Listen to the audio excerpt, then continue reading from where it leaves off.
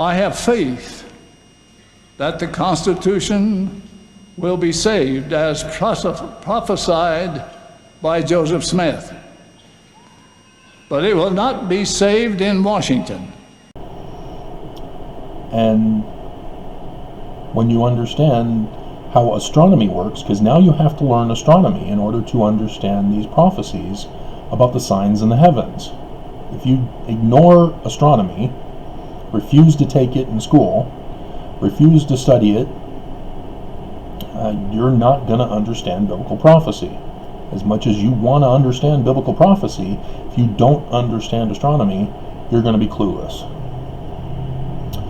And so, with astronomy, solar eclipses happen regularly.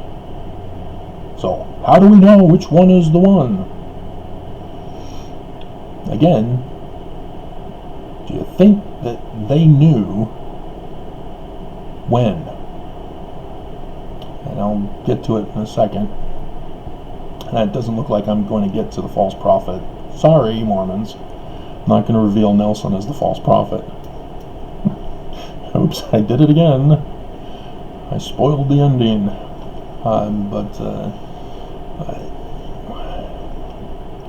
When you understand astronomy,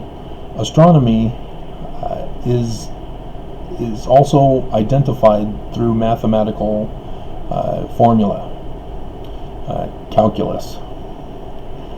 Very frustrating. But there are specific math formulas and physics laws that are involved with the movements of the celestial bodies through the constellations of the zodiac. And when you have conjunctions,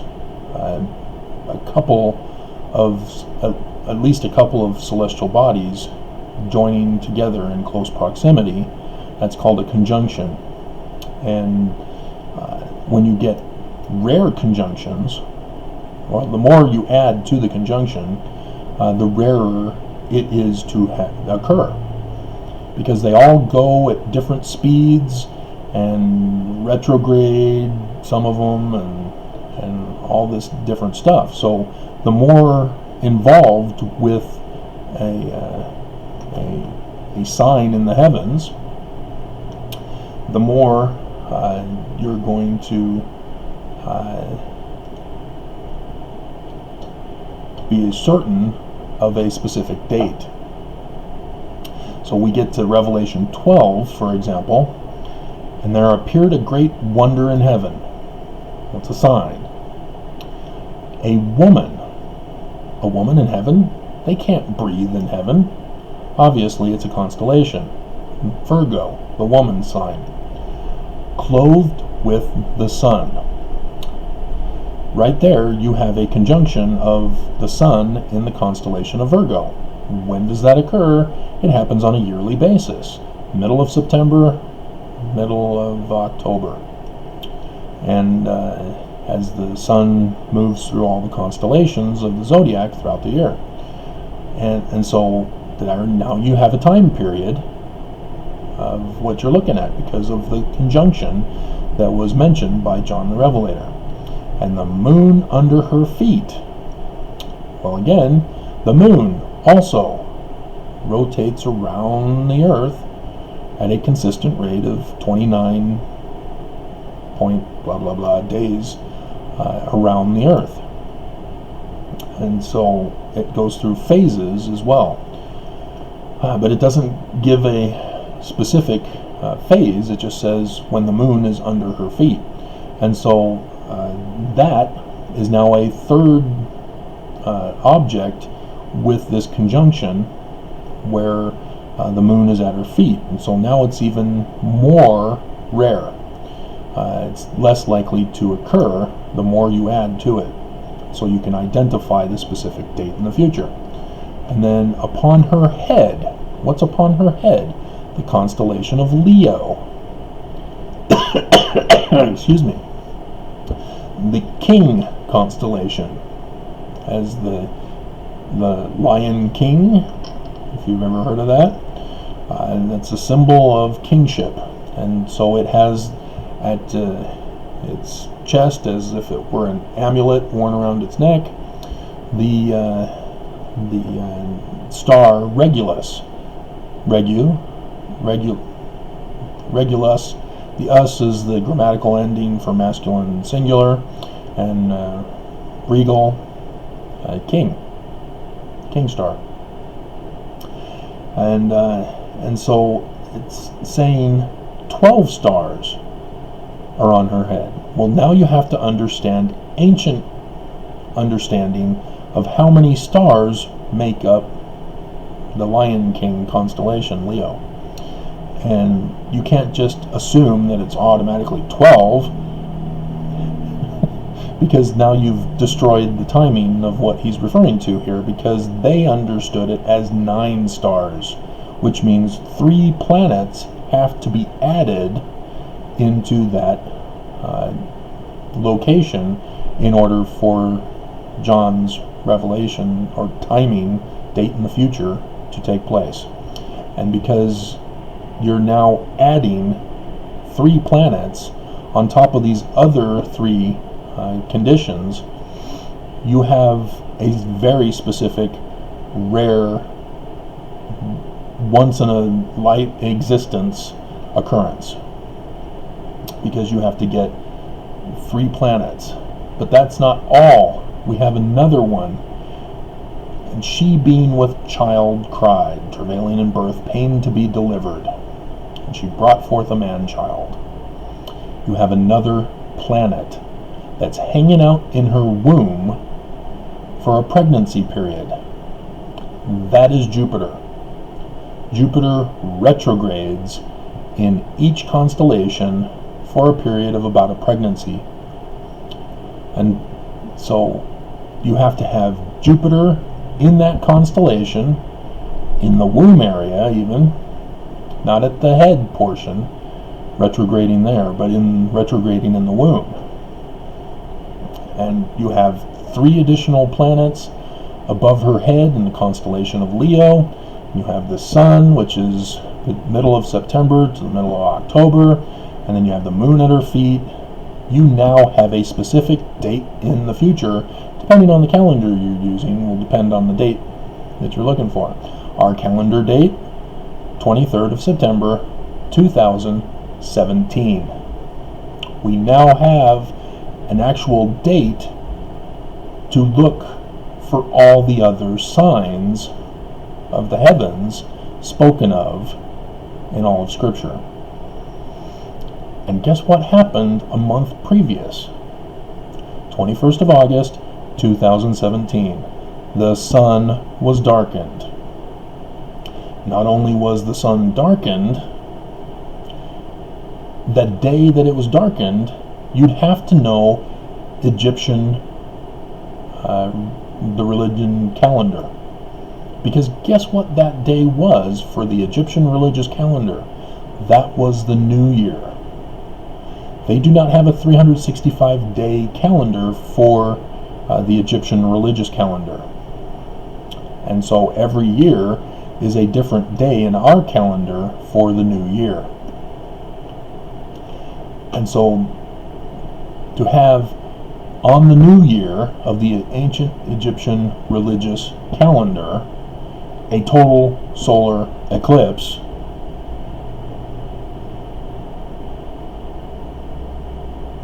do I need to explain it to you? That's the prophesied sun shall be darkened. And then you have to go into the Egyptian religion, their theology about Horus beginning the battle to take back the kingdom from Set, his uncle, who killed his father and usurped the kingdom. Thus the need to restore the kingdom. At the beginning, his eyes are plucked out. Specifically, the right eye first, and the left eye goes also. In Egyptian, the eyes of Horus were understood as the sun for the right eye, the moon for the left eye. When you understand those facts, you now have a better understanding of what you're looking for in Scripture. And then you have other signs that you can look for. In let's see, verse 3, there appeared another sign in heaven. So this is after September 23rd, 2017. A great red dragon having 7 heads and 10 horns and 7 crowns upon his heads. And then you have another one, and his tail drew the 3rd part of the stars of heaven and did cast them to the earth. And the dragon stood before the woman ready to devour her before the child was born. Those have all happened too, by the way. If you've not read any of my books that I've published or any of the stuff that delayed me from getting to my Paleo-Hebrew vocabulary, I've only gotten to the alphabet. And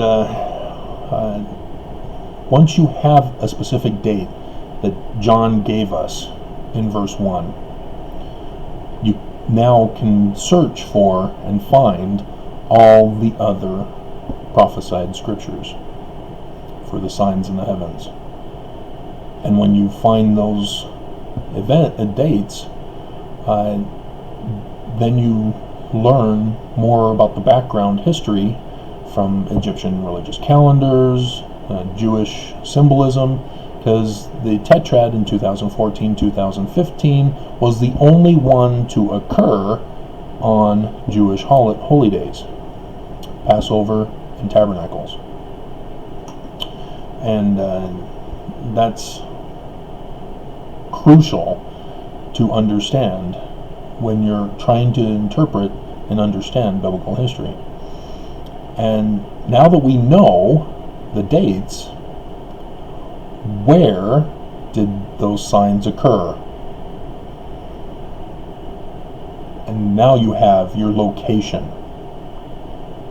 And so now we know it's not Jerusalem. Now we know it's the United States of America, because that's where the sign from biblical prophecy occurred on the 21st of August 2017, and again on the 8th of April 2024. And there's more to that one, because that involves 20 years ago, as we go into 2020 next year. But 20 years ago from 2024, there was a specific sign in the heaven of which all religions symbolize. On the 4 AD. But it was in Moscow, up in the Netherlands, over into Moscow. They saw a total solar eclipse. Not in America. Again, it is rare to have an eclipse occur over the same path. It just never happens. You know, we have had another total solar eclipse over the United States back in 1909 or something like that, but it was not the same path. It's always a different path. They are never the same path. And so the one that occurred in fulfillment of biblical prophecy is the United States of America. And thus, the beast who we are looking for is the leader of the United States of America during the time period of 2017. And who began his presidency in 2017? Bum-ba-da-dum, Trump.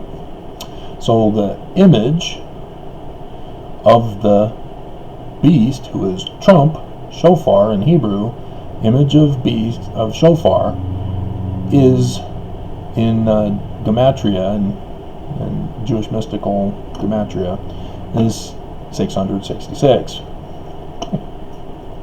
Even though it's the Roman numerals as well, LCDM. Well, M is not a part of it, that's 1,000.